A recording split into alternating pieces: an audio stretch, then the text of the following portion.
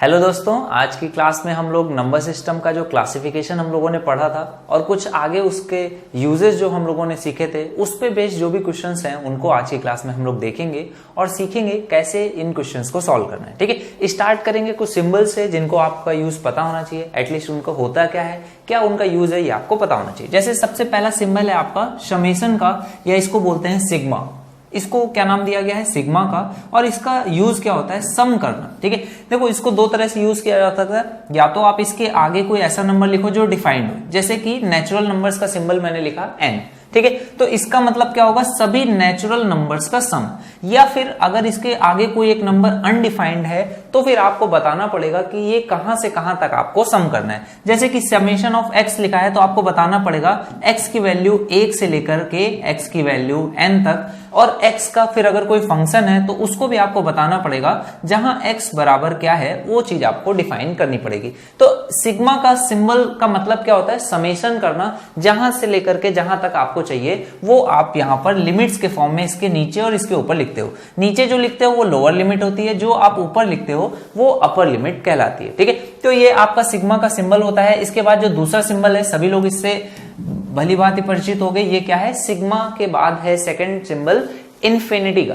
ठीक है, इन्फिनिटी का मतलब क्या है? जो भी चीज अनडिफाइंड है या बहुत ज्यादा है। ठीक है, अनंत को आप इन्फिनिटी के सिंबल के फॉर्म में इस तरह से डिनोट करते हो। अब जो क्वेश्चंस है वो आपने पढ़ रखे हैं, तो प्रैक्टिस की तरह आपको पहले खुद से अटेम्प्ट करना है, देन आप यहां पर इन चीजों को देखो। कुल पूर्ण संख्याओं व कुल प्राकृतिक संख्याओं का अंतर आपको बताना है। तो कुल पूर्ण संख्याएं कितनी होती हैं? तो आप कहोगे 0, और जितने भी पॉजिटिव इंटीजर्स हैं ये मिल करके बनाते हैं पूर्ण संख्याएं। और आपके प्राकृतिक संख्याएं कितनी होती है? जितने पॉजिटिव इंटीजर्स हैं ये आपकी प्राकृतिक संख्याएं। तो इनमें अंतर पूछा जाए तो कितना अंतर होगा? अगर ये संख्याएं n होंगी तो ये कितनी होंगी? n+1। तो कितने का अंतर होगा? आप कहोगे एक संख्या का अंतर आएगा। करेक्ट आंसर कितना आ जाएगा? 1 का। नेक्स्ट क्वेश्चन आ जाओगे। नेक्स्ट क्वेश्चन क्या बोल रहा है? आपको यहां पे सिंबल दिया गया समेशन का, W मतलब की होल नंबर्स, N मतलब की नेचुरल नंबर्स। तो summation of whole numbers minus summation of natural numbers. तो समेशन ऑफ होल नंबर्स में आपका क्या आ जाएगा? अगर मैं बात करूं n तक के नंबर्स का तो आप कहोगे n+1/2। ये फॉर्मूला होता है। वैसे यहां पर फॉर्मूले की जरूरत नहीं है, बट अगर पूछा जाए तो कुछ इस तरह का ये फॉर्मूला भी होता है। ठीक है, तो आप कहोगे होल नंबर्स का सम करूंगा तो कुछ वैल्यू आएगी, नेचुरल नंबर्स का सम करने पर भी वही वैल्यू आएगी। क्यों? क्योंकि होल नंबर्स का जो सम होता है उसमें एक 0 होता है। 0 को ऐड करोगे और उसके आगे आप नेचुरल नंबर्स लिखोगे तो सेम ही वैल्यू आ जाएगी। तो आपस में इसको घटा दोगे, ये कितना हो जाएगा? 0। तो पहला जो क्वेश्चन था उसका आंसर आया 1, और ये इसके बाद सेम टाइप का क्वेश्चन था, इसका आंसर आ गया 0। नेक्स्ट क्वेश्चन क्या है? निम्न में से कौन 3.5 के संदर्भ में आपको बताना है कौन सा करेक्ट स्टेटमेंट है रिगार्डिंग 3.5। तो क्या ये होल नंबर है? तो नहीं। आपको पता है होल नंबर्स क्या होते हैं? 0 से लेकर के 1 2 3 4 5 इंटीजर्स होते हैं। क्या ये इंटीजर है? नहीं, ये इंटीजर भी नहीं है। तो ये क्या रेशनल नंबर है? बिल्कुल ये रेशनल नंबर है, और ये इररेशनल नंबर नहीं है। करेक्ट हो गया। नेक्स्ट क्वेश्चन पे आ जाते हैं। ये क्वेश्चन क्या कह रहा है? Pi is a. आपको बताना है पाई के बारे में। तो पाई के बारे में आपको बहुत अच्छे से पता है कि पाई क्या होता है? एक इररेशनल नंबर है। ठीक है, तो इसके बारे में आपको ऑप्शन गिवन हो या नहीं गिवन हो, ये तो चीज आपको ध्यान ही रखनी है, क्योंकि पाई ही एक ऐसा नंबर है जो रूट के अंदर प्राइम नंबर्स के अलावा इरेशनल नंबर से बनता है। ठीक है, तो पाई क्या है? एक इरेशनल नंबर है। ये रेशनल नंबर नहीं है, होल नंबर नहीं है, और एक इंटीजर भी नहीं है। ठीक है, नेक्स्ट क्वेश्चन पे देखोगे क्या है क्वेश्चन? आपको बताना है 87982 में 7 का आपको क्या बताना है? 7 का आपको बताना है स्थानीय मान। स्थानीय मान का मतलब मैंने आपको बताया था लोकल वैल्यू, या फिर इसको क्या बोलते हैं? Place value. तो प्लेस आप देखोगे जहां पर है 7 है तो इसके आगे जितनी भी संख्या उनको क्या है? 0 से रिप्लेस कर दो। तो ये आपका इसका प्लेस वैल्यू हो जाएगा, that is C part. Clear है? यहां पर इसकी डेफिनेशन हम लोग पढ़ चुके हैं, तो हम लोग यहां पर इसको फिर से उतना ज्यादा एक्सप्लेन नहीं करेंगे। जो फेस वैल्यू होती है वो उतनी ही होती है जितनी की वो दिख रही है, यानी कि 8 की फेस वैल्यू 8 ही रहेगी, वो किसी भी प्लेस पे हो। ठीक है, अब 0 के बारे में मैंने आपको बताया था, 0 की वैल्यू हमेशा 0 रहती है, चाहे वो प्लेस वैल्यू पूछी गई हो या फिर फेस वैल्यू। इसी तरह से देखो यहां पर भी फेस वैल्यू पूछा गया है, तो ये कितना रहेगा आपका? सेम रहेगा, 0 ही रहने वाला है। ठीक है, नेक्स्ट क्वेश्चन क्या है, 6 के आपको बताना है प्लेस वैल्यू और फेस वैल्यू में डिफरेंस। तो आप कहोगे सबसे पहले मैं निकालूंगा प्लेस वैल्यू, तो प्लेस वैल्यू कितनी आ जाएगी, जितनी आगे संख्या है उतनी आप क्या लगा दो 0, और फेस वैल्यू आपको पता है 6 ही रहेगी, तो आप इसको इसमें से घटाओगे तो कितना मिल जाएगा, 6000 में से घटाओगे तो 5994 रुपए, ये आप अमाउंट आपका आ जाएगा। ठीक है, नेक्स्ट क्वेश्चन क्या है, 9 का आपको बताना है स्थानीय मान यानी कि प्लेस वैल्यू और जातीय मान का अंतर। तो ये कितना आ जाएगा, 9 कहां पर है, तो आप देखोगे कि इसके आगे हैं 5 डिजिट्स, तो आप लगाओगे 5 जीरो। ठीक है, तो ये वैल्यू कितनी आ गई 90, और एक और जीरो लगाओगे तो इस तरह से कुछ आपका बन जाएगा, ये कितना बन जाएगा 9 लाख। ठीक है, ये कितना बन जाएगा आपका 9 लाख बन गया। इसके आगे 5 संख्या थी तो 5 जीरो लगा दिया, और इसमें से एक 9 घटा दोगे तो ये आपको वैल्यू कितनी मिल जाएगी, 9 लाख था तो ये आपको मिल जाएगा कुछ 8, इसके आगे देखो कितने डिजिट्स हैं 1 2 3 4 5, इसके आगे 1 2 3 4 5, तो यही आपका करेक्ट आंसर हो जाएगा। ये तो 89,000 मिल गया, 9 लाख में से 9 रुपए घटाए तो 89,000 नहीं मिलेगा। नेक्स्ट क्वेश्चन क्या है, आपको बताना है 6 के स्थानीय व जातीय मान में अंतर। तो यहां पर क्या करोगे आप, देखो 6 में से घटाओगे, 600 में से आपको कितना घटाना है, 6 घटाना है, तो ये कितना आ जाएगा 594। क्लियर हो रही है बात, सभी को समझ में आ रही है। चलो नेक्स्ट क्वेश्चन आपसे पूछा गया 4 अंकों की सबसे छोटी संख्या बताइए। तो 4 अंकों की सबसे छोटी संख्या आपको बतानी है, तो पहले तो 4 अंक होने चाहिए, और इसका मतलब क्या है वो भी आप समझो। 4 अंक होने का मतलब यहां पर कभी भी आप जीरो नहीं रख सकते हो, जीरो के अलावा बाकी कोई भी नंबर आप रख सकते हो। तो सबसे छोटा बोला गया तो यहां पर मैं क्या रखूंगा 1, और इसके आगे सबसे छोटे जो नंबर्स हैं वो क्या होते हैं आपके 0 ही होते हैं, तो सबसे छोटी जो संख्या होगी वो कितनी हो जाएगी 1000। क्लियर है, नेक्स्ट क्वेश्चन पे आ जाओगे। नेक्स्ट क्वेश्चन क्या बोल रहा है, 3 अंकों की सबसे बड़ी संख्या, तो फिर से आपको 3 अंक हैं और सबसे बड़ा अंक कौन सा होता है 9, तो ये आपका करेक्ट आंसर हो जाएगा, 3 अंकों की सबसे बड़ी संख्या हो जाएगी 999। नेक्स्ट क्वेश्चन पे आ जाओगे, 3 9 6 और 2 का प्रयोग करते हुए 4 अंकों की सबसे बड़ी संख्या आपको बनानी। तो 3 9 6 2 का प्रयोग करोगे तो सबसे बड़ी संख्या बनाने के लिए आपको जरूरी क्या होता है, जो भी अंक है 4 अंक, उसमें सबसे पहले वाला अंक यानी कि जिसकी प्लेस वैल्यू सबसे ज्यादा होती है, यानी कि ये वाला अंक, इसको आपको बड़े से बड़ा रखना है। तो यहां पे सबसे बड़ा अंक पॉसिबल है वो क्या है 9 है। ठीक है, इसके आगे आप क्या रखोगे 6, इसके आगे आप रखोगे 3, इसके आगे आप रखोगे 2। अब देखो यहां पर तो आपके ऑप्शंस इसी तरह से प्रेजेंट थे तो ये आपका आंसर हो गया, लेकिन अगर आपको यहां पर ऐसा कुछ भी नहीं दिया होता और एक ऑप्शन आपके पास नन ऑफ दीज होता, तो यहां पर आप एक ये भी संख्या बना सकते थे, दैट इज 9 9 9 और 9। आप एक ही नंबर का अगेन यूज करके इस तरह से रिपीट करके नंबर्स को बना सकते थे, जो कि ऑप्शन में प्रेजेंट नहीं है, इस वजह से 9632 हम लोग आंसर देंगे। बट अगर रिपीटिशन अलाउड है ऐसा क्वेश्चन में दिया जाए, या फिर रिपीटिशन नॉट अलाउड है जब ऐसा क्वेश्चन में दिया जाए, तभी आपका ये आंसर करेक्ट रहेगा। अदरवाइज अगर रिपीटिशन अलाउड होगा तो ये सबसे बड़ा आंसर इन नंबर्स का प्रयोग करते हुए हम लोग बना सकते हैं। ठीक है, तो ये इस तरह से भी क्वेश्चन थोड़ा सा घुमा करके भी पूछ सकता है, इसके लिए भी आपको प्रिपेयर रहना है। नेक्स्ट क्वेश्चन क्या है, इन अंकों का प्रयोग करते हुए 6 अंकों की सबसे छोटी संख्या आपको बतानी। अब देखो भाई 6 अंक हैं, तो सबसे पहले क्या करो 6 डिजिट्स आप यहां पर इस तरह से बना लो।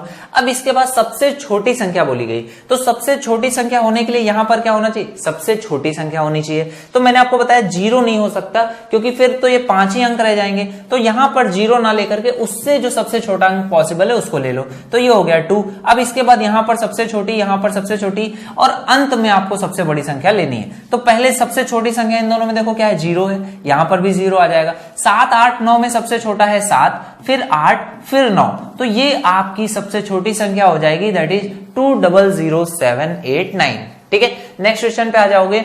3 अंकों की सबसे छोटी व सबसे बड़ी संख्या का अंतर बताना है। तो 3 अंकों की सबसे बड़ी संख्या होती है 999 और सबसे छोटी संख्या होती है 100। इनका अंतर कितना आ जाएगा 899। ये आपका सी पार्ट करेक्ट आंसर हो जाएगा। क्लियर है, नेक्स्ट क्वेश्चन पे आ जाओगे। 4 अंकों की सबसे बड़ी, 4 अंकों की सबसे बड़ी और 4 अंकों की सबसे छोटी संख्या का आपसे अंतर पूछा गया है, तो आंसर इसका कितना आ जाएगा 9 में से 0 जाएगा, ये कितना आ जाएगा 9, तो ए पार्ट आपका करेक्ट आंसर हो जाएगा। नेक्स्ट क्वेश्चन पे आ जाओगे।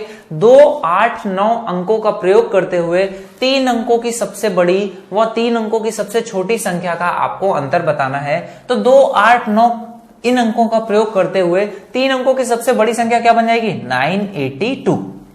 ये 3 अंकों की सबसे बड़ी संख्या हो जाएगी और सबसे छोटी संख्या क्या हो जाएगी 289, ये सबसे छोटी संख्या हो जाएगी। अब इसमें आपको अंतर बताना है, तो कितने का अंतर होगा, आप इसको जोड़ सकते हो, घटा दोगे इसमें से कितना आ जाएगा, 12 में से 9 घटेगा, 12 में से 9 जाएगा 3 आ जाएगा, यहाँ पे बचेगा 7, 7 में से 8 घटाओगे तो 1 हासिल लेना पड़ेगा, ये कितना हो जाएगा 17, 17 और ये 2 ये हो जाएगा 9, यहाँ पर कितना बचेगा 8, 8 में से 2 घटाओगे तो ये कितना आ जाएगा 6, तो ये आपका करेक्ट आंसर हो जाएगा 693। क्लियर है, ये आपका करेक्ट आंसर आ जाएगा 693। नेक्स्ट क्वेश्चन पे आ जाओगे। नेक्स्ट क्वेश्चन क्या बोल रहा है, 20987 का प्रयोग करते हुए 5 अंकों की सबसे बड़ी व 5 अंकों की सबसे छोटी संख्या का अंतर बताइए। तो 5 अंकों की सबसे बड़ी संख्या क्या हो जाएगी, आप लिखोगे सबसे पहले सबसे बड़ा 987, फिर उसके बाद छोटा और उससे सबसे छोटा, ठीक है, इस तरह से ये सबसे बड़ी संख्या हो गई। इसके बाद सबसे छोटी संख्या क्या लिखोगे, तो सबसे छोटा जो पॉसिबल है 0 के अलावा 2, इसके बाद सबसे छोटा, फिर 7 8 9, कुछ इस तरह से आपने संख्या लिख दी।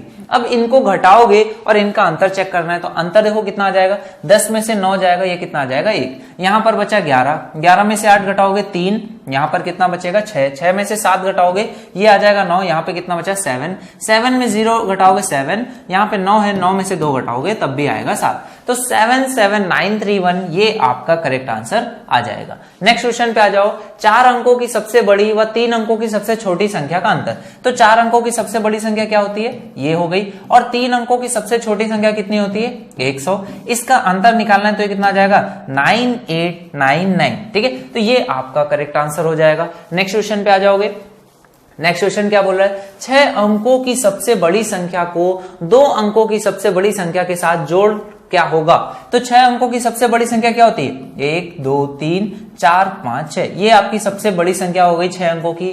और 2 अंकों की सबसे छोटी संख्या क्या होती है, 2 अंकों की सबसे छोटी संख्या होती है 10, ठीक है, तो ये आपकी क्या हो गई 2 अंकों की सबसे बड़ी संख्या, सॉरी 2 अंकों की सबसे बड़ी संख्या बोला गया है, तो ये हो जाएगा 99। ये हो गया 2 अंकों की सबसे बड़ी संख्या का जोड़ क्या होगा। तो देखो यहां पर कितने डिजिट्स थे, सबसे बड़ी संख्या है 6 अंकों की, तो इसमें अगर मैं लिखना चाहूं तो 7 अंकों की जो सबसे छोटी संख्या होगी, इसमें अंतर कितने का होगा, 1 का अंतर होगा।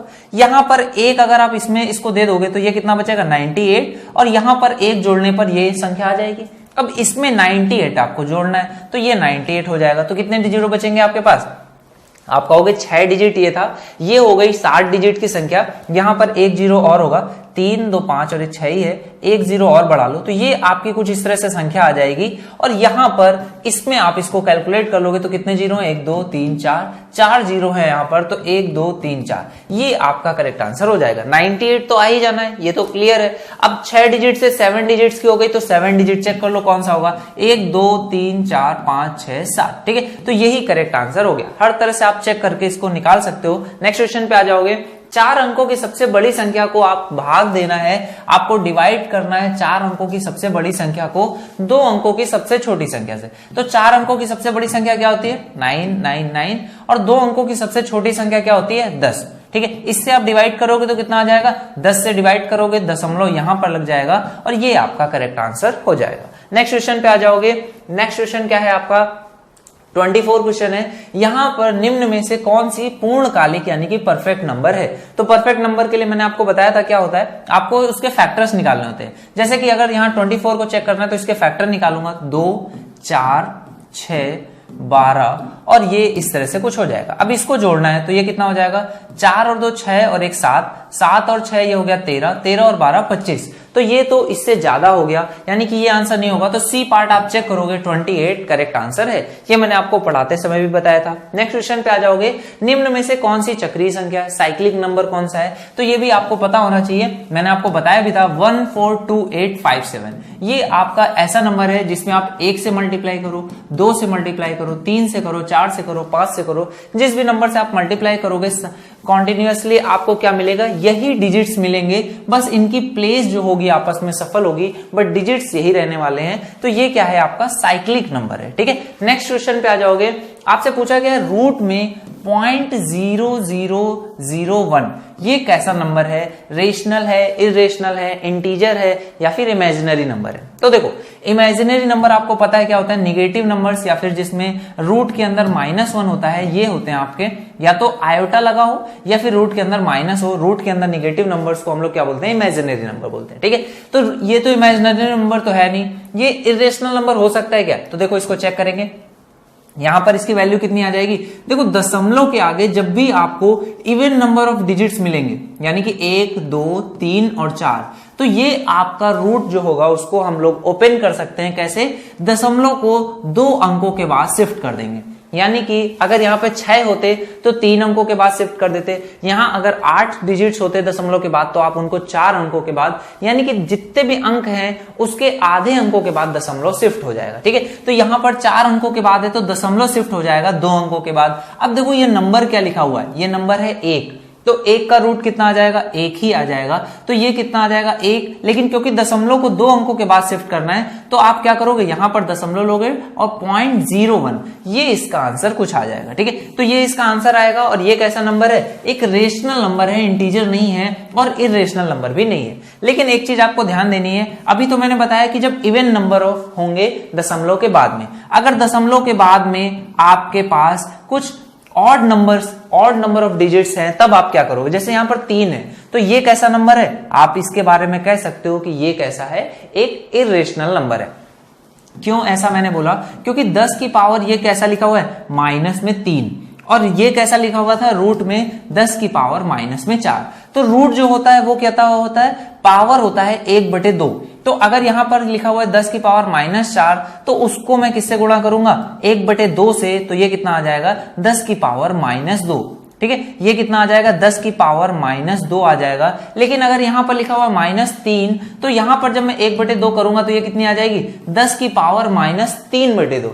तो ये तो आपका फ्रैक्शन आ गया, और 10 की पावर में अगर फ्रैक्शन होगा तो ये कैसा हो जाएगा, आपका इरेशनल नंबर हो जाएगा। इसको आप सटीक कैलकुलेट नहीं कर सकते हो। ठीक है, तो ये आपका आंसर इसका आ गया। नेक्स्ट क्वेश्चन पे आ जाएंगे। नेक्स्ट क्वेश्चन क्या है, which one of the following is a true statement. इनमें से कौन सा एक कथन जो है वो सच है। देखो 1 इज ए प्राइम नंबर, ये आपको पता है रॉन्ग है। 1 इज ए कंपोजिट नंबर, ये भी रॉन्ग है। 1 is neither prime nor composite, तो ये आपका करेक्ट स्टेटमेंट है। नेक्स्ट क्वेश्चन पे आ जाओगे, आपको बताना है शून्य के बारे में। 0 कैसा नंबर है, क्या एक नेचुरल नंबर है, नहीं। क्या एक होल नंबर है, बिल्कुल। क्या एक पॉजिटिव इंटीजर, नहीं, ना ही ये एक निगेटिव इंटीजर है। ठीक है, नेक्स्ट क्वेश्चन पे आ जाओगे, निम्न में से कौन सी अपरिमेय संख्या है। अपरिमेय संख्या यानी कि इरेशनल नंबर, ये आपका कैसा है, ये आपका टर्मिनेटिंग डेसिमल फ्रैक्शन है। यानी कि ये टर्मिनेट हो गया, ये आंसर नहीं होगा। ये भी टर्मिनेटिंग डेसिमल है, इसके ऊपर बार लगा हुआ है, यानी कि ये ऐसे ही रिपीट होने वाला है। तो ये कैसा है, रिकरिंग या रिपीटिंग डेसिमल है, ये भी आंसर नहीं हो सकता। देखो यहां पर कोई आपका पैटर्न नहीं बन रहा, 10140014 और इसी तरह से ये आगे चलता चला जाएगा। तो जब इसका कोई पैटर्न नहीं बन रहा है तो ये कैसा होगा, आपका अपरिमेय संख्या है, यानी कि इरेशनल नंबर है जिसका कोई भी प्रॉपर पैटर्न नहीं है। यहां पर 2 जीरो के बाद है, यहां 3 जीरो के बाद है, इसके आगे पता नहीं कैसे होगा, यहां पे 4 था, तो कोई खास इसका एग्जैक्ट पैटर्न नहीं है। तो ऐसे नंबर्स क्या हो जाएंगे, आपके इरेशनल नंबर हो जाएगा। ठीक है, नेक्स्ट क्वेश्चन क्या है, निम्न में से कौन सी उचित भिन्न है, प्रॉपर भिन्न कौन सी है। तो ये आपको मैंने बताया था, न्यूमरेटर अपॉन में डिनोमिनेटर। जब भी डिनोमिनेटर कैसा होगा, बड़ा होगा न्यूमरेटर से, यानी कि जब भी हर जो होगा वो अंश से बड़ा होगा, तब ये आपकी उचित भिन्न होती है। यहां पर 7/1 है, न्यूमरेटर बड़ा है, ये आंसर नहीं हो सकता, ये करेक्ट आंसर है। ये भी इम्प्रॉपर फ्रैक्शन है, और ये तो आपका इरेशनल नंबर है, तो ये तो फ्रैक्शन ही नहीं है। ठीक है, तो ये आपके क्वेश्चन हुए। नेक्स्ट क्वेश्चन पे आएंगे। इसके आगे क्वेश्चन क्या कर रहा है, 31st क्वेश्चन है, पूर्णांकों के गुणनफल में यदि 2 लगातार पूर्णांक हो। आपको क्वेश्चन में क्या कहा गया, यदि 2 लगातार पूर्णांक हो तो उनके गुणनफल में 17 जोड़ा जाए तो जो प्राप्त होगा वो क्या होगा। तो सबसे पहले हम लोग देखेंगे कि अगर 2 लगातार पूर्णांक हैं, 2 कॉन्जिक्यूटिव इंटीजर्स हैं, जैसे कि है 2 और 3, ठीक है, 2 कॉन्जिक्यूटिव इंटीजर्स हैं या होल नंबर हैं, तो इन पे अगर गुणा करेंगे तो क्या मिलेगा। तो 3 और 2 का गुणा करेंगे तो हमें क्या मिलेगा, 6 मिलता है। ठीक है, इसी तरह से जैसे अगर 1 और 2 का गुणा किया जाए तो क्या मिलेगा, आपको 2 मिलता है। ठीक है, इसी तरह से आगे आप देखोगे 3 और 4 का गुणा करोगे तो क्या मिलेगा, आपको यहां पर आपको मिलेगा 12। इसी तरह से और आगे भी आप चेक करोगे तो आप देखोगे कि हमेशा आपको एक नंबर मिल रहा है और वो कौन सा नंबर है, इवन नंबर है। इस पे आप कभी भी देख रहे हो कि जब भी आप कॉन्जिक्यूटिव नंबर्स को मल्टीप्लाई कर रहे हो तो आपको एक इवन नंबर मिल रहा है। देखो इस तरह के बहुत सारे रूल्स बुक में लिखे होते हैं कि इवन नंबर को मल्टीप्लाई करने पे क्या मिलता है, इवन नंबर ऑड नंबर को जोड़ने पे क्या मिलता है। इनको आपको याद करने की जरूरत नहीं है, आप छोटे से एग्जांपल्स लो और चेक करोगे, आपको आंसर खुद ब खुद मिल जाएगा। ठीक है, तो जब भी आप मल्टीप्लाई करते हो कॉन्जिक्यूटिव नंबर्स को तो आपको मिलता है एक इवन नंबर, और जब भी आप इवन नंबर में एक 17 जोड़ रहे हो यानी कि ऑड नंबर जोड़ रहे हो तो आपको क्या मिल जाएगा, एक ऑड नंबर ही मिल जाएगा। ठीक है, तो इसका आंसर आपका क्या आएगा, हमेशा आपको क्या मिलता है, एक ऑड नंबर आपको प्राप्त होता है। ठीक है, इन सब चीजों को प्रूव करने का कोई भी जरूरत नहीं है, आप सिंपल एग्जांपल्स को चेक करोगे और ये चीजें आपको क्लियर हो जाएगी। नेक्स्ट क्वेश्चन देखो क्या है, 32 क्वेश्चन बोल रहा है रेसिप्रोकल ऑफ 0 यानी कि 1/0, और मैंने आपको बताया था कि 0 से डिवाइड करना डिफाइंड नहीं है, तो ये क्या हो जाएगा answer, does not exist. Next question पे आ जाओगे। नेक्स्ट क्वेश्चन क्या कह रहा है, इस क्वेश्चन को आपको ध्यान से पढ़ना है। क्वेश्चन में बोला गया है आपको 4 स्टेटमेंट्स गिवन है, स्टेटमेंट 1, स्टेटमेंट 2, स्टेटमेंट 3 और स्टेटमेंट 4। अगर आपको क्लियरली विजिबल नहीं है तो मैं इन स्टेटमेंट्स को पढ़ देता हूं। क्वेश्चन में क्या बोला गया, सबसे पहला है 2.313131 यानी कि 31 पे बार है, और बोला गया है इसको P/Q के फॉर्म में रिप्रेजेंट किया जा सकता है। तो ये स्टेटमेंट कैसा है, करेक्ट है। सेकेंड स्टेटमेंट बोला गया है रूट ऑफ 50 जो है ये एक रेशनल नंबर है। तो रूट ऑफ 50 क्या रेशनल नंबर है, तो आप कहोगे नहीं सर, इसको आप लिख सकते हो 25 इंटू 2, और 25 को रूट के बाहर लाओगे तो ये हो जाएगा 5√2, और एक √2 यानी कि इरेशनल नंबर का अगर आप इंटीजर में मल्टीप्लाई करोगे तो आपको एक इरेशनल नंबर ही मिलेगा, रेशनल नंबर नहीं मिलेगा। तो सेकंड जो आपका स्टेटमेंट है वो रॉन्ग हो जाएगा। थर्ड स्टेटमेंट आप चेक करोगे, there exist a positive rational number x such that, आपको लिखा क्या हुआ है, माइनस में 2/3x is less than minus में 5/6। अब देखो माइनस में 5/6 लिखा है, 5/6 की वैल्यू लगभग में आप निकालोगे तो कितनी आएगी, आप कहोगे सर 6 से डिवाइड कर देते हैं। 6 से डिवाइड करेंगे तो 6 दहम 60 होता है, तो थोड़ा सा कम, 9 छक्का 54, तो थोड़ा सा और कम, तो दशमलव में 8 से ज्यादा आपकी वैल्यू कुछ आ गई। ठीक है, ये कुछ इस तरह से वैल्यू है, और ये बड़ी है किससे, माइनस में 2/3x से। तो 2/3 की वैल्यू कितनी होती है, 1/3 होता है 0.3, तो 2/3 हो जाएगा 0.66। ठीक है, तो यहां पर कुछ इस तरह से आपका x लिखा हुआ है और ये वैल्यू माइनस में 1 है। अब क्या बोल रहा है कि x की एक ऐसी वैल्यू है जिसके लिए जहां इस प्रकार है कि ये एक पॉजिटिव वैल्यू, ये कैसा हो जाए, करेक्ट हो जाए। तो अभी आप देखोगे कि अगर x की मैं वैल्यू क्या मानू, 1 मानू, तो 1 पे देखो क्या है, माइनस में जो 0.8 है, आप देखोगे कि माइनस में जो 0.8 है वो कुछ यहां पर होगा। ठीक है, कुछ इस तरह से होगा, और 0.6 कुछ यहां पर होगा। तो अभी आप देखोगे तो 0.6 क्या है, ये नंबर आपका बड़ा है। अभी स्टार्टिंग में अगर आप देखोगे तो 0.66 ये नंबर जो है वो बड़ा है, क्योंकि माइनस में आप देख रहे हो। तो आप हमेशा याद रखो नंबर लाइन में जो भी चीज राइट हैंड पे है वो कैसी होगी, बड़ी होगी, जो भी चीज लेफ्ट हैंड पे है। ठीक है, ये हमेशा बड़ी होगी। तो माइनस में आप देखोगे तो माइनस में 0.6 अभी तो बड़ा है, लेकिन x की एक वैल्यू अगर मैं 2 रखूं तो ये कितना हो जाएगा, आप कहोगे सर इसमें 2 से मल्टीप्लाई हो जाएगा, तो ये कितना आ जाएगा, माइनस में 1.32, ऐसा कुछ वैल्यू लगभग आ जाएगी, 1 से बड़ी वैल्यू हो जाएगी। तो जैसे ही यहां पर आप 1.32 रखोगे तो ये नंबर कहां, यहां पर शिफ्ट हो जाएगा, माइनस में 1 पॉइंट समथिंग वैल्यू आ जाएगी, और ये जो नंबर है ये इससे छोटा होगा, यानी कि 0.8 कैसा हो जाएगा, माइनस में बड़ा हो जाएगा इस नंबर से। ठीक है, तो इस नंबर से माइनस में 0.8 बड़ा हो जाएगा, यानी कि ये स्टेटमेंट भी ट्रू है, ये स्टेटमेंट भी ट्रू है। फोर्थ स्टेटमेंट में देखोगे क्या लिखा है कि x divided by x minus 1, ये क्या है, इज ग्रेटर देन 1, ये लिखा हुआ है for all real values of x। तो x की हर रियल वैल्यू के लिए क्या बोल रहा है कि ये ग्रेटर देन 1 है। तो चेक करेंगे हम लोग एक नेगेटिव वैल्यू लेकर के, क्योंकि रियल वैल्यू में तो नेगेटिव इंटीजर्स भी आते हैं, तो मैंने माना -1। तो -1 पे जरा चेक करो तो ये कितना आ जाएगा, ऊपर आ जाएगा -1, नीचे में -1 और -1 ये कितना हो जाएगा, -2, माइनस से माइनस कट जाएगा, ये आ जाएगा 1/2, 1/2 यानी कि 0.5। तो क्या ये 1 से बड़ा है, नहीं, 0.5 तो 1 से छोटा है, यानी कि ये कैसा है, ये फोर्थ स्टेटमेंट भी रॉन्ग है। तो 2 स्टेटमेंट्स करेक्ट हुए, पहला और तीसरा। तो फर्स्ट और थर्ड जो ऑप्शन है दैट इज सी पार्ट, ये आपका करेक्ट आंसर हो जाएगा। नेक्स्ट क्वेश्चन पे आ जाओगे। नेक्स्ट क्वेश्चन है फोर्थ क्वेश्चन, क्या बोल रहा है, कौन सा कथन सही है। फिर से आपको बताना है करेक्ट स्टेटमेंट कौन सा है। पहला स्टेटमेंट क्या बोल रहा है, product of two irrational numbers is always irrational. यानी कि अगर मैं बोल रहा हूं कि √2 को √2 से गुणा करूंगा तो √2 या फिर रूट में कोई ऐसा इरेशनल नंबर मिलेगा, लेकिन आपका मल्टीप्लाई करने पर आपको 2 मिल जाता है, दैट इज रेशनल नंबर। तो ये कैसा हो गया, रॉन्ग हो गया। सेकंड स्टेटमेंट देखो क्या बोल रहा है, एक परिमेय तथा एक अपरिमेय संख्या का गुणनफल हमेशा अपरिमेय संख्या होती है।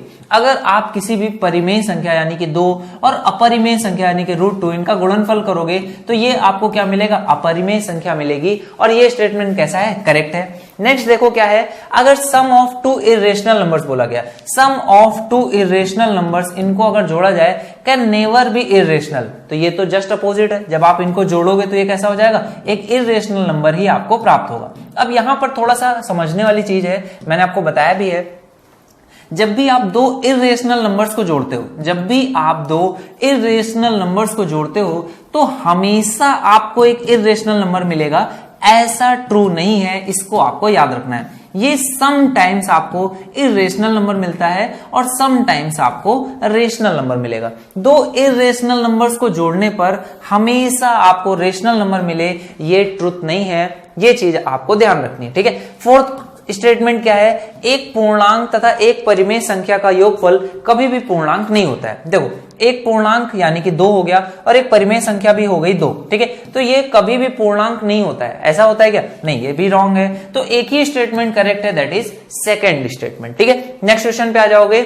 नेक्स्ट क्वेश्चन क्या बोल रहा है, एक प्राकृत संख्या को अन्य प्राकृत संख्या से भाग देने पर क्या प्राप्त होता है। तो आप देखो 2 को भाग दे दो किससे, 3 से, आप दोनों ही प्राकृतिक संख्याएं हैं। आप देखो क्या नेचुरल नंबर मिला, नहीं। क्या एक इंटीजर मिला है, ये भी नहीं है। क्या एक रेशनल नंबर मिला है, बिल्कुल करेक्ट। और इरेशनल नंबर भी नहीं मिला है, तो करेक्ट आंसर क्या हो गया, सी पार्ट। नेक्स्ट क्वेश्चन पे आ जाओगे, कौन सी आवर्ती संख्या है, कौन सा एक रिकरिंग डेसिमल है, कौन सा रिपीटिंग नंबर है।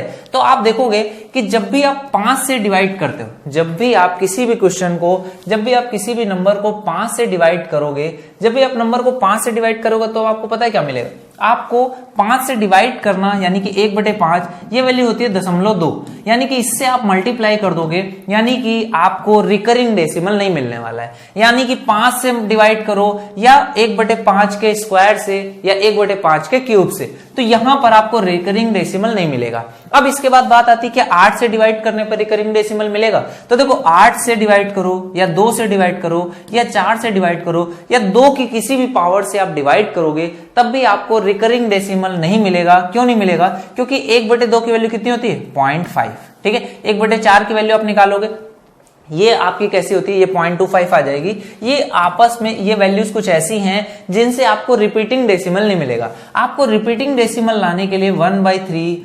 1/7 इनसे आपको डिवाइड करना पड़ेगा। तो यहां पर आप देखोगे 7/12 है, यानी कि 3 1 है, तो ये आपको एक रिपीटिंग डेसिमल यानी कि आवृत्ति संख्या दे देगा। नेक्स्ट क्वेश्चन पे आ जाएंगे।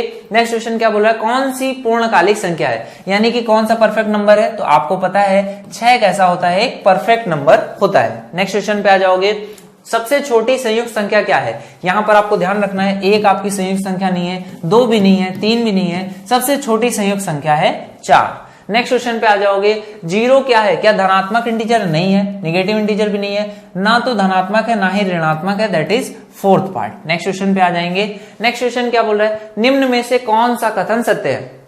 पहला कथन क्या है, दो प्राकृत संख्याओं का अंतर हमेशा एक प्राकृत संख्या होता है। तो आप देखो पहली प्राकृत संख्या मैंने ली 2, दूसरी प्राकृत संख्या ली 3, तो इसका अंतर देखोगे तो कितना आ जाएगा, -1। तो ये तो एक प्राकृत संख्या नहीं है, यानी कि दो प्राकृत संख्याओं का अंतर प्राकृत भी हो सकता है और नहीं भी हो सकता है, तो ये तो आंसर रॉन्ग हो गया। सेकंड ऑप्शन में आ जाओगे, दो पूर्णांकों का अंतर हमेशा एक पूर्णांक होता है। अगर आप दो इंटीजर्स लोगे तो 2 और 3 ही ले लो, तो ये भी एक इंटीजर है, यानी कि ये कथन कैसा है, सत्य है। नेक्स्ट पे आ जाओगे, दो परिमेय संख्याओं का भागफल, दो परिमेय संख्याओं का भागफल हमेशा एक परिमेय संख्या होती है। इसका एकमात्र एक्सेप्शन है, लेकिन वो भी आपको याद रखना है जो इसको गलत साबित करता है। एक रेशनल नंबर है आपका 0 जो है वो आपका एक परिमेय संख्या है, ये आपका एक रेशनल नंबर है, इसको आपको ध्यान रखना है। और जब भी आप इससे भाग दोगे किसी भी रेशनल नंबर में, जैसे कि 2 है, 2 में अगर आप 0 से भाग दोगे तो क्या ये आपको रेशनल नंबर मिलेगा, नहीं मिलेगा, यानी कि ये स्टेटमेंट रॉन्ग प्रूव हो जाएगा। तो एक ही statement that is second option यही आपका करेक्ट हो जाएगा। नेक्स्ट क्वेश्चन देखो, 12 को द्विघाती आपको बाइनरी नंबर सिस्टम द्विसंख्या पद्धति में बदलना है। आपको मैंने तरीका बताया हुआ है, कैसे आप भाग दोगे, 2 से भाग देते चले जाओगे। रिमाइंडर कितना मिलेगा 0, कितने बार जाएगा भाग 6, फिर से रिमाइंडर मिलेगा 0, 3 बार भाग जाएगा, फिर से रिमाइंडर मिलेगा 1, 2 से भाग दोगे कितनी बार, 1 बार, तो रिमाइंडर मिल जाएगा 1। उल्टे ऑर्डर में लिख दोगे तो ये कितना आ जाएगा 1 1 0 0। ठीक है, तो ये आपका करेक्ट आंसर कितना हो जाएगा 1 1 0 0। नेक्स्ट क्वेश्चन पे आ जाओगे। नेक्स्ट क्वेश्चन क्या है, 47 को आपको बदलना है। तो 47 को बदल देंगे, कोई प्रॉब्लम नहीं है। कैसे करोगे, 1 आ जाएगा, 2 से भाग दोगे तो कितनी बार जाएगा 23 बार, फिर से 1 आएगा, फिर से भाग दोगे कितनी बार जाएगा 11 बार, फिर से 1 आएगा, फिर से भाग दोगे 5 बार, फिर से 1 आएगा, फिर से भाग दोगे 2 बार जाएगा, फिर से अब आपका 0 आ जाएगा और यहां पर कितना आ जाएगा 1, तो ये 1 आ जाएगा। तो इसको आप कन्वर्ट करके लिखोगे तो ये कितना आ जाएगा 1 0 और कितनी बार भाग गया है, देखो फिर से एक बार इसको चेक कर लोगे। 47 को आपको देना है, 2 से भाग दोगे 23 बार जाएगा, दुगुना 46, 1 आपका रिमाइंडर। फिर से देखोगे तो 11 से 22, फिर से आप दोगे भाग तो 5 से आ जाएगा 10 और 1 11, यहां पर फिर से दोगे तो 2 दूनी 4 और 1 5, यहां पर रिमाइंडर कुछ भी नहीं आएगा और ये आएगा 1। तो इसका करेक्ट आंसर जो होना चाहिए यहां पर 1 और आप ऐड कर लोगे और ये आपका करेक्ट आंसर होगा 104 times 1, that is B part आपका करेक्ट आंसर होना चाहिए। ठीक है, चलो नेक्स्ट क्वेश्चन पे आ जाओगे। नेक्स्ट क्वेश्चन क्या बोल रहा है आपका 93 को, तो 93 को भी बदल देंगे, कोई प्रॉब्लम नहीं है। 93 को आप देखोगे पहली बार भाग दोगे कितना आ जाएगा, 1 रिमाइंडर, कितने बार जाएगा तो 46 बार जाएगा। ठीक है, 46 बार जाएगा तो अब रिमाइंडर कितना आएगा 0, और ये कितनी बार जाएगा 23 बार जाएगा। 23 बार जाएगा तो रिमाइंडर कितना आ जाएगा 1, अब इसको 2 से डिवाइड करोगे तो 11 बार जाएगा, फिर से रिमाइंडर कितना आएगा 1, अब ये कितनी बार जाएगा 5 बार, रिमाइंडर कितना आएगा 1, और ये कितनी बार जाएगा 2 बार, रिमाइंडर आएगा 0, और फिर यहां पर आ जाएगा 1। तो ये कितना कन्वर्ट होकर आ जाएगा 101101। ठीक है, तो 101101 दैट इज फर्स्ट पार्ट आपका करेक्ट आंसर होगा। नेक्स्ट क्वेश्चन पे आ जाओगे।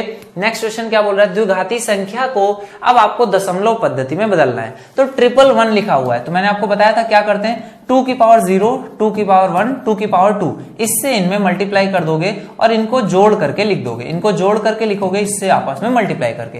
तो ये कितना हो जाएगा 1, ये हो जाएगा 2 और ये हो जाएगा 4, 4 2 6 और 1 7, यानी कि करेक्ट आंसर हो जाएगा 7।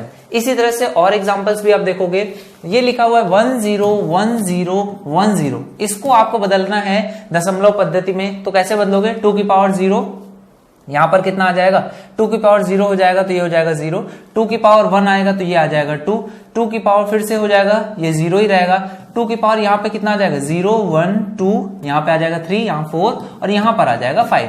तो 2 की पावर 5 यानी कि ये हो जाएगा 32, ये 0, यहाँ पर आ जाएगा 8 और ये 0 और ये आ जाएगा 2। तो टोटल आप सम करोगे 8 और 2 10, तो ये कितना हो जाएगा 42। तो ये क्या लिखा हुआ है 42 नंबर लिखा हुआ है। नेक्स्ट क्वेश्चन पे आ जाओगे। नेक्स्ट क्वेश्चन क्या है, 100 को आपको बदलना है। तो 100 कितना होता है, आप कहोगे 2 की पावर 0, 2 की पावर 1, 2 की पावर 2, तो ये नंबर आपका कितना हो गया 4, बाकी तो 0 हो जाएंगे मल्टीप्लाई करने पर, और इसको जोड़ोगे तो ये कितना हो जाएगा 4, करेक्ट आंसर आपका आ जाएगा। नेक्स्ट क्वेश्चन पे आ जाओगे, आपको बताना है कौन सा कथन गलत है, यहां पर आपको चेक करना पड़ेगा। तो देखो 111 है, आप इसको चेक करोगे तो कितना आ जाएगा 2 की पावर 0, 2 की पावर 1, 2 की पावर 2, इसको जोड़ना है 4 और 2 6 और 1 7, तो ये स्टेटमेंट तो करेक्ट है। नेक्स्ट आ जाओगे, पीछे से एक चेक करोगे, ये कितना है 1010, तो यहां देखोगे 2 की पावर 0, 2 की पावर 1, 2 की पावर 2, 2 की पावर 3, तो ये कितना लिखा हुआ है 8, 8 और 2 ये है 10। तो ये आपका देखो यहां पर कितना आ गया, ये 0 से मल्टीप्लाई करोगे 0 आएगा, 2 और 1 का मल्टीप्लाई करोगे 2 आएगा, 2 की पावर 3 का मल्टीप्लाई करोगे 8 आएगा। तो ये वैल्यू 10 की लिखी हुई है, यहां पर है 11, यानी कि यही आपका रॉन्ग है, बाकी आपके कथन सत्य है। ठीक है, तो लास्ट पार्ट आपने चेक किया, लास्ट पार्ट आपका करेक्ट आंसर आ गया। नेक्स्ट क्वेश्चन पे आ जाओगे, बहुत ही अच्छा क्वेश्चन है, इसको आपको देखना है। यदि P और Q कैसे हैं, आपके रिलेटिवली प्राइम नंबर है। देखो आपको जब भी को प्राइम बोलना है तो को प्राइम बोलने के बहुत सारे तरीके हैं, मैंने आपको बताया भी था। इसको बोलते हैं म्यूचुअली प्राइम, रिलेटिवली प्राइम या फिर को प्राइम, इस तरह से तीनों तरीकों से बोला जा सकता है। अब आपको बोला गया P प्लस Q बराबर कितना है 10 है, और जहां पर P की वैल्यू कैसी है Q से छोटी है, तो आपको बताना है कि P और Q के कितने पेयर पॉसिबल हैं। तो आप कहोगे सर बहुत सारे पेयर पॉसिबल हैं, 1 होगा तो यहाँ पर 9 लिख सकता हूँ, 2 होगा तो यहाँ पर कितना 8 लिख सकता हूँ, 3 होगा तो यहाँ पर 7 लिख सकता हूँ, 4 होगा तो 6 लिख सकता हूँ, 5 होगा तो 5 लिख सकता हूँ, लेकिन इसके आगे नहीं लिख सकता हूँ। और क्या 5 और 5 लिख सकते हैं? आप कहोगे P की वैल्यू छोटी होनी क्यों से, बराबर का तो साइन है नहीं, तो ये आंसर तो नहीं होगा। 5 और 5 तो नहीं लिख सकते। अब देखो 4 और 6 लिख सकते हैं, लेकिन क्या ये रिलेटिवली प्राइम नंबर्स हैं? तो आप कहोगे नहीं, ये प्राइम नहीं है। क्या 2 और 8 प्राइम है? ये भी प्राइम नहीं है। तो 2 ही आंसर आपके पास बनेंगे, दैट इज 1,9 और 3,7, यानी कि 2 ऐसे पेयर पॉसिबल है जो को प्राइम भी है और जिसमें P Q से छोटा भी है। इस तरह से आपका आंसर आ जाएगा। नेक्स्ट क्वेश्चन क्या है, 0 क्या है, आप बताना है 0 क्या है। देखो ना तो 0 आपका ऑड नंबर है, ना ही बोथ ऑड एंड इवन है, ना ही नॉदर ऑड और इवन है। 0 जो होता है आपका एक इवन नंबर होता है, एक सम संख्या होती है। क्यों होता है ये भी आपको पता है, 2 से भाग देने पर आपको कोई भी रिमाइंडर नहीं मिलता है। ठीक है, नेक्स्ट क्वेश्चन क्या है, 2 और 3 के बीच में अपरिमेय संख्या क्या होगी। तो देखो 2 जो है उसकी वैल्यू आपको पता है रूट में कितनी होती है 4, तो ये तो अपरिमेय संख्या ही नहीं है। इसके बाद देखो 9 भी जो है वो रूट में है, तो ये भी अपरिमेय संख्या नहीं है। इसके आगे आपकी वैल्यू आती है रूट में 3, तो जो रूट में 3 है वो 2 से बड़ी है या छोटी? तो आप कहोगे ये तो 2 से छोटी वैल्यू है, तो आपको 2 और 3 के बीच में वैल्यू चाहिए, तो एक ही ऑप्शन है, that is root of 7। Clear? चलो नेक्स्ट क्वेश्चन पे आ जाओगे। नेक्स्ट क्वेश्चन बताना है निम्न में से कौन सी शुद्ध आवृत्ति संख्या है, यानी कि प्योर रिकरिंग डेसिमल कौन सा है। तो इसके लिए रूल होता है कि दशमलव के आगे जितने भी नंबर्स हों वो सभी कैसे होने चाहिए, रिपीटिंग नंबर्स होने चाहिए, यानी कि उनके ऊपर बार लगाया जा सके। दशमलव के आगे जितने भी अंक हैं इससे फर्क नहीं पड़ता है, उनके ऊपर अगर बार लगाया जा सकता है यानी कि वो रिपीट हो रहे हैं, तो ऐसे सभी नंबर्स को हम लोग क्या बोलेंगे, शुद्ध आवृत्ति संख्या या प्योर रिकरिंग डेसिमल्स। अब देखो पहले ऑप्शन में आप बार लगाओगे तो सिर्फ और सिर्फ 2 के ऊपर लगा पाओगे, 5 और 3 पर नहीं लगेगा, तो ये आंसर नहीं होगा। यहां पर देखोगे तो 4 के ऊपर बार लगा सकते हो, ये आंसर हो सकता है। 3 के ऊपर बार नहीं लगा पाओगे, सिर्फ 5 पे लगेगा, तो ये भी आंसर नहीं होगा। यहां पर देखोगे तो सिर्फ 3 पे बार लगेगा, ये 37 लेफ्ट हो जाएगा। तो करेक्ट आंसर क्या हो जाएगा, यहां पर देखो जो भी प्योर आपका रिकरिंग डेसिमल नहीं है, तो देखो फर्स्ट ऑप्शन भी प्योर रिकरिंग डेसिमल है, बी ऑप्शन भी प्योर रिकरिंग डेसिमल है, सी ऑप्शन भी प्योर रिकरिंग डेसिमल है। तो एक ही ऑप्शन है जो प्योर रिकरिंग डेसिमल नहीं है, उसी को हम लोग क्या बोलते हैं, मिक्स रिकरिंग डेसिमल, जिसमें कि आपका जो वैल्यू है जिसपे दशमलव के ऊपर बार लगाया जा सकता है दशमलव के आगे, वो नंबर के अलावा भी कुछ नंबर्स प्रेजेंट होते हैं। ठीक है, नेक्स्ट देखो क्वेश्चन क्या है, आपको बताना है 2.136 इसके ऊपर बार लगा हुआ है, इसकी वैल्यू आपको सॉल्व करनी है। कैसे सॉल्व करोगे, 2 को आप अलग लिख लोगे, दशमलव के आगे 1 है और 36 है, तो आपको मैंने बताया था जितने नंबर्स के ऊपर बार होगा उतने बार आप 9 लिखोगे, जितने डिजिट्स होंगे उतने डिजिट्स नीचे होने चाहिए। तो 3 डिजिट है तो एक 0 बढ़ा लोगे, जितने नंबर्स पे बार नहीं था उनको घटा दोगे, तो ये आपका कुछ नंबर आ जाएगा। इसको आप सॉल्व करोगे तो कितना आ जाएगा, 135/990। देखो इस 2 को जोड़ना है तो इसको हम लोग बाद में जोड़ लेंगे, पहले इसको सॉल्व करते हैं।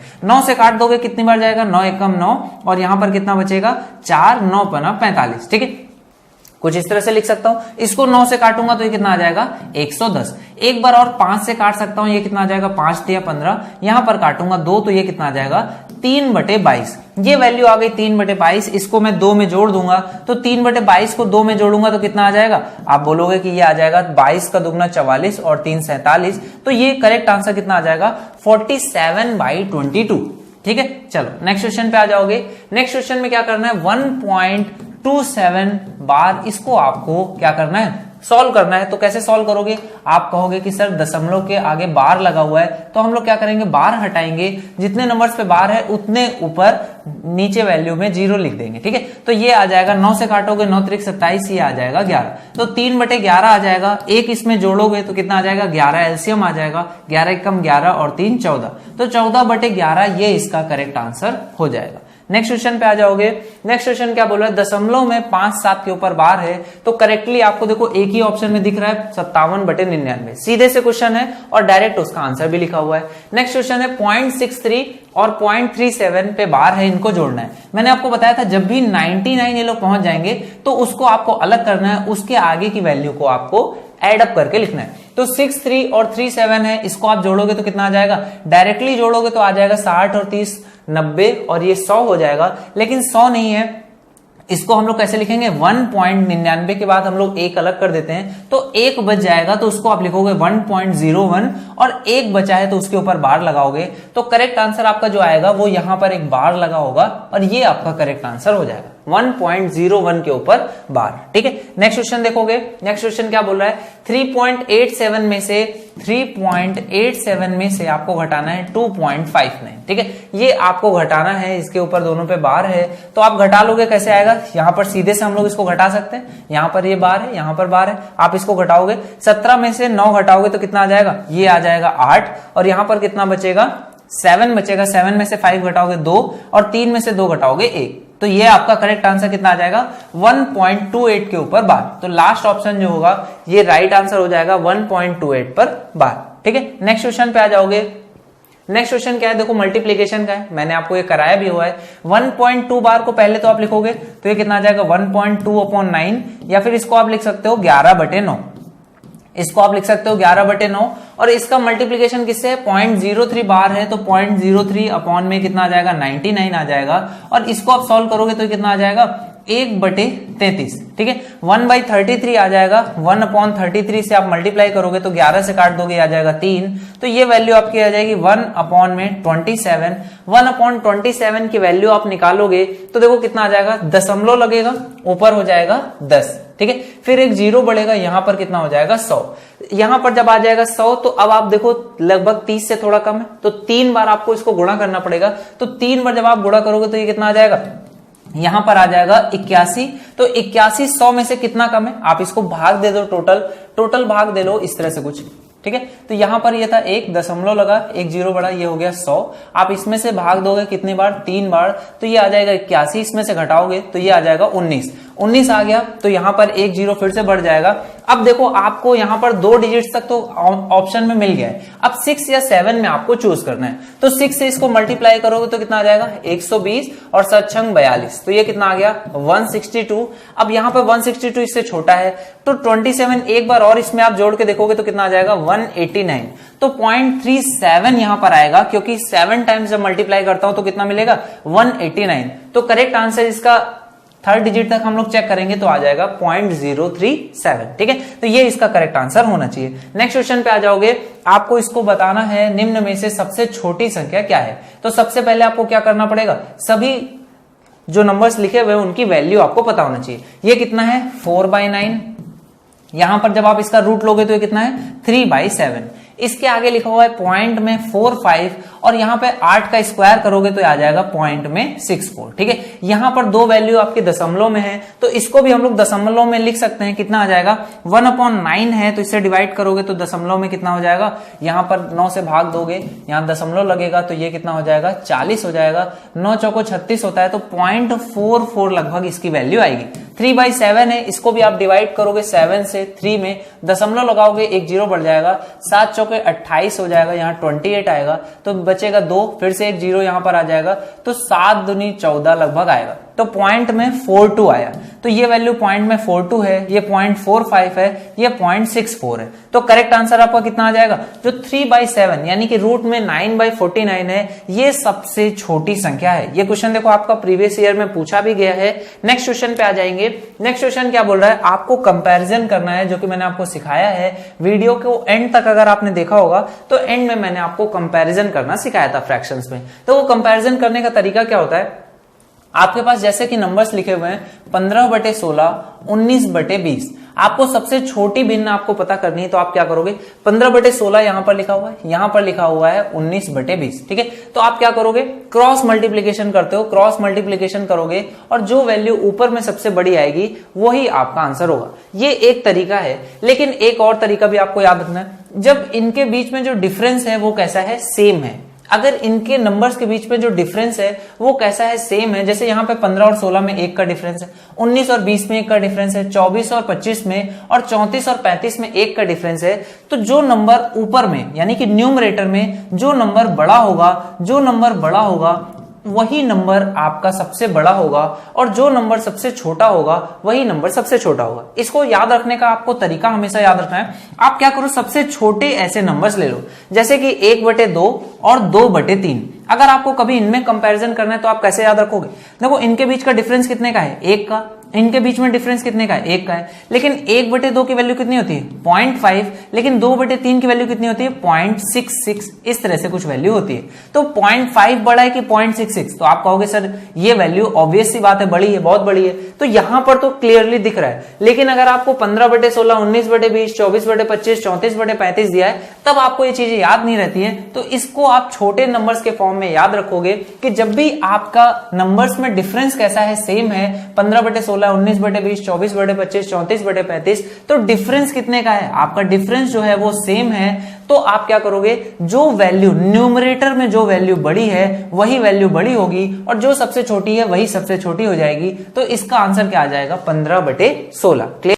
इसके बाद नेक्स्ट क्वेश्चन पे आ जाएंगे। नेक्स्ट क्वेश्चन क्या है? 61 नंबर क्वेश्चन है। इसमें क्या बोल रहा है, आपको बतानी है इनमें से सबसे बड़ी संख्या कौन सी है, सबसे बड़ा फ्रैक्शन कौन सा है, ये आपको बताना है। तो यहाँ पे देखो 3/7 है पहला, इसके बाद है 2/9। डिफरेंस जो है वो कॉमन नहीं है, आपका डिफरेंस सेम नहीं है। 7 और 3 में डिफरेंस कितने का है? 4 का। 9 में और 2 में डिफरेंस है 7 का। तो यहाँ पर डिफरेंस जब सेम नहीं है तो ऐसे में आपको क्या करना पड़ेगा, कंपैरिजन का वो मेथड जो हम लोगों ने सीखा था क्रॉस मल्टीप्लिकेशन करके, उसको सीखना पड़ेगा, उसका यूज करेंगे। तो देखो यहाँ पर आप क्या करते हो, क्योंकि आपको सबसे बड़ी भिन्न चाहिए तो आप कंपेयर करते हुए चले जाते हो और जो भी बड़ी भिन्न मिलती है सिर्फ उसको रखते हो, बाकी भिन्नों को आप लीव करते हुए चलते हो। जैसे कि पहले में कंपेयर करेंगे तो 9 18 9 3 27 और यहाँ पर कितना आएगा 7 दूनी 14। तो ये भिन्न छोटी है, इसको आप लीव कर दोगे। नेक्स्ट भिन्न को ले लोगे, ये कितनी है 4/13। तो ये कितना आ जाएगा 13 26 13 39 और यहां पर कितना आएगा 7 चौको 28। तो ये भी भिन्न छोटी है, अभी भी ये भिन्न बड़ी है। नेक्स्ट भिन्न को आप लोगे, ये कितनी है 6/11। इसमें मल्टीप्लाई करोगे 11 ये आ गया 33 और 7 छंग 42। तो ये भिन्न अब बड़ी है तो इस भिन्न को आप लीव करोगे। अब 6/11 में और 7/9 में कंपैरिजन करोगे तो यहां क्रॉस मल्टीप्लाई करोगे 9 45 9 छक्का 54। ठीक है, तो ये आपका आ जाएगा 9 छक्का 54 और यहां पर कितना आएगा 11 7 77। तो ये भिन्न बड़ी है और ये कैसी है, छोटी है। तो सबसे बड़ी भिन्न कौन सी हो जाएगी 7/9। ये आपका करेक्ट आंसर हो जाएगा। नेक्स्ट देखो, नेक्स्ट क्वेश्चन क्या है, निम्न में से आपको बताना है कौन से भिन्न अवरोही क्रम में है। तो आप देखोगे तो यहां पर देखो 5 और 7 है, डिफरेंस कितने का है 2 का। यहां पर भी 2 का है, यहां भी 2 का है और यहां भी 2 का है। तो आपको पता है जो सबसे बड़ी भिन्न होगी वही बड़ी होगी, जिसका अंश सबसे बड़ा होगा वही भिन्न सबसे बड़ी होगी। ठीक है, तो अवरोही क्रम में लिखना है तो 9 7 5 और 3, ये आपका करेक्ट आंसर होगा। क्लियर है, सभी को समझ में आया। नेक्स्ट क्वेश्चन पे आ जाएंगे।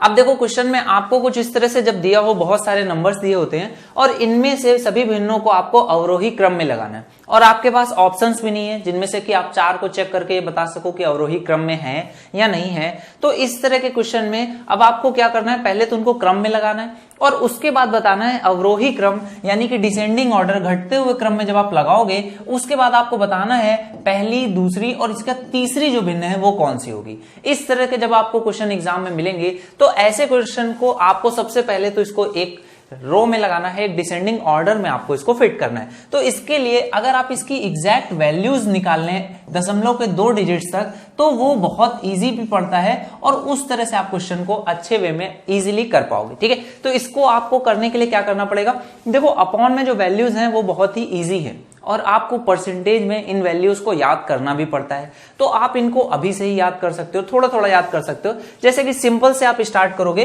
1/5, ये आपको इजीली याद रहता है, कितना होता है 0.2। ठीक है, इसके बाद देखो 1/, अगर मैं 2 की बात करूं तो वो कितना होता है 0.5। 1/2 0.5 होता है। 1/4 कितना होता है 0.25।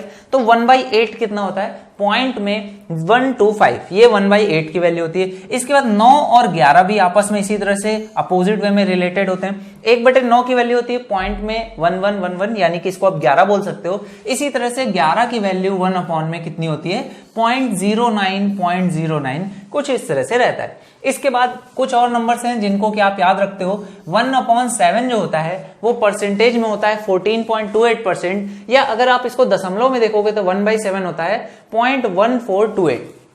अगर मैं इसको थर्ड डिजिट लिखूं तो यहां पर आएगा 5 7 और ये एक साइक्लिक नंबर भी होता है, यानी कि आप इसको जब भी मल्टीप्लाई करते हो तो इसमें क्या होता है, बस ये वैल्यूज इसी तरह से कुछ शिफ्ट हो जाती हैं। यानी कि अगर आपको 2/7 लिखना है तो आप क्या करोगे, इसमें 14 दूनी 28 होता है तो यहां से स्टार्ट हो जाएगा। इसके बाद 14 3 42, अगर 3/7 लिखना है तो यहां से स्टार्ट हो जाएगा। इसी तरह से ही आपको अगर बोला जाए 5/7 लिखना है तो 14 5 70 यानी 7 के आसपास आ जाएगा, तो यहां से स्टार्ट होगा और इसके आगे आप इस तरह से रिपीट करके लिखोगे। ये एक साइक्लिक नंबर का एग्जांपल है और यहां पर इसको आपका यूज जो है वो भी अच्छे वे में समझ में आएगा।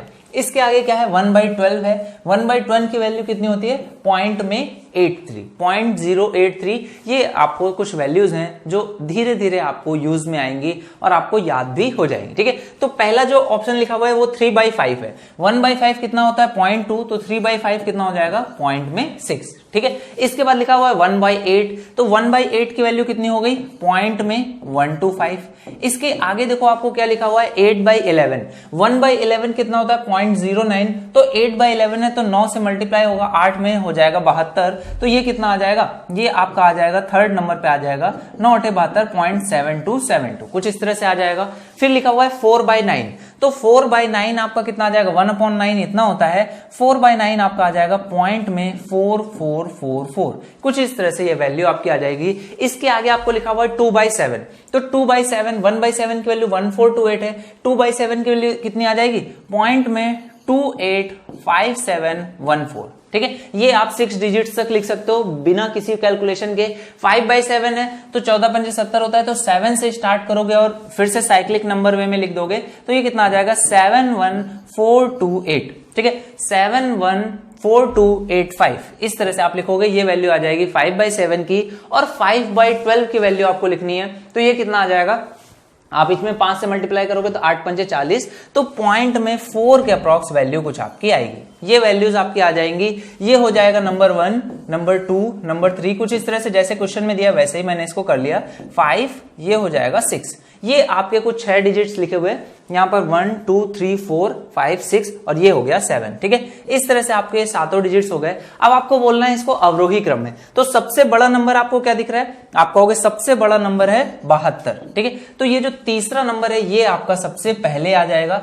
इसके बाद दूसरे पे आएगा 0.71, ये आपका जो छठा नंबर है ये इसके बाद में आएगा। और तीसरा नंबर अवरोही क्रम में आपको देखना था तीसरी भिन्न कौन सी होगी, तो 0.7 के बाद आपको सबसे छोटी कौन सी मिल रही है, 0.6। तो ये जो पहला है यानी कि 3/5 है, ये आपका तीसरे नंबर पे हो जाएगा। ठीक है, अगर आपको क्या बोला गया क्वेश्चन में, अगर आप सभी को इनको डिसेंडिंग ऑर्डर में लगाते हो तो बताना है तीसरी भिन्न क्या होगी। यहां पर इंग्लिश में थोड़ी सी एरर भी है, यहां पे तीसरा फ्रैक्शन होगा। ठीक है, डिफरेंस नहीं होगा, थर्ड फ्रैक्शन क्या होगी, ये आपसे क्वेश्चन में पूछा गया, तीसरी भिन्न क्या होगी। तो करेक्ट आंसर इसका क्या होना चाहिए,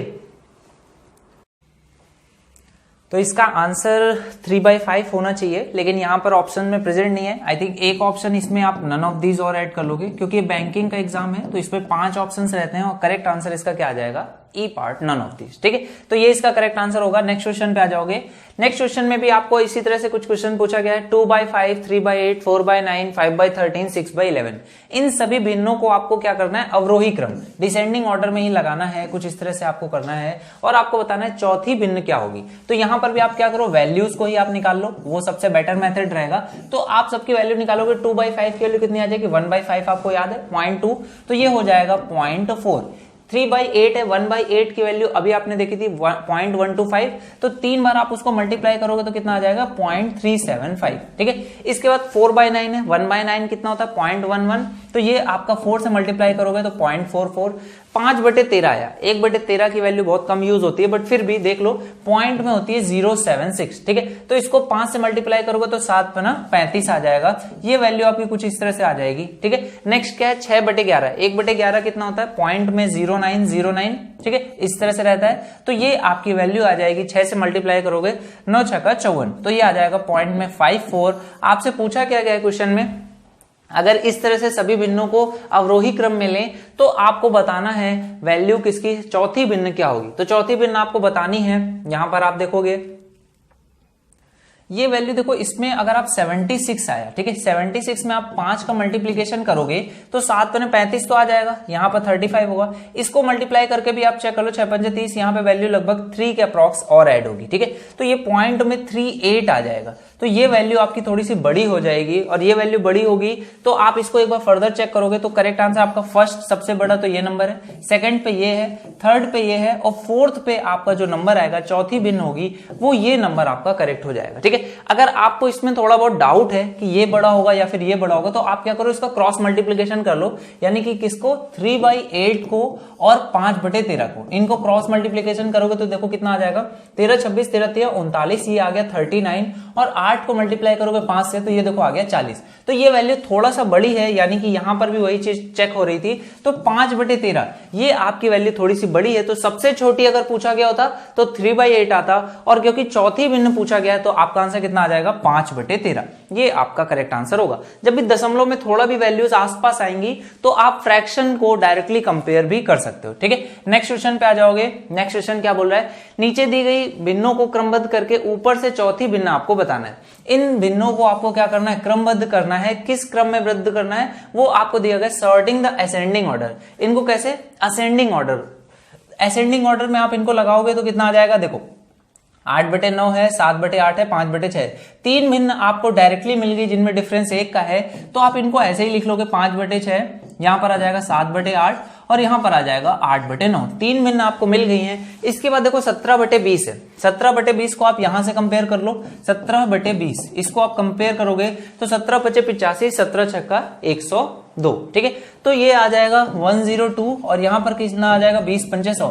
तो ये भिन्न जो है वो इससे तो बड़ी है, इससे तो बड़ी है। अब कंपेयर करोगे 8/9 से, तो यहां पर कितना आ जाएगा, 17 9 आप निकालोगे तो ये वैल्यू कितनी आ जाएगी, 153, ये आ जाएगा 153, और यहां पर कितना आ जाएगा, 8 दूनी 16, 160। तो ये वैल्यू इससे तो बड़ी है लेकिन इससे छोटी है यहां पर, क्योंकि इसकी वैल्यू 160 आ गई। तो 7/8 से भी आप कंपेयर करोगे इसको तो ये कितना आ जाएगा, 8 बार आप इसको मल्टीप्लाई करोगे तो 153 है, इसमें 17 और कम कर दोगे, ये कितना आ जाएगा, 13 में 7 जाएगा तो ये कितना आ जाएगा, 3 और 3 6, यहां पर आ जाएगा 4, 4 में 1 जाएगा, यहां पर हो जाएगा 4, 4 में 1 जाएगा तो ये आ जाएगा 3, 136, ये आ गया 136, और 20 को मल्टीप्लाई करोगे तो ये आ जाएगा 140, यानी कि 17/20 जो है वो यहां कहीं पर आपका फिट होगा। इसके आगे देखो यहां पर है 9/12, 9/12 को आप 3 से काटोगे तो ये कितना आ जाएगा, 3/4 है, तो 3/4 में भी 1 का ही डिफरेंस है, तो ये यहां कहीं पर फिट हो जाएगा। तो आपको बोल रहा है क्रमबद्ध करके ऊपर से चौथी, तो आप इस तरह से अगर क्रमबद्ध करोगे तो ऊपर से, यानी कि बड़ी जो वैल्यू है, और उसके बाद आपको बताना है ऊपर से चौथी, यानी कि ये अगर फर्स्ट हो गया, ये सेकंड हो गया, ये थर्ड हो गया, तो फोर्थ नंबर यानी कि 5/6 ये इसका करेक्ट आंसर हो जाएगा, दैट इज सी पार्ट।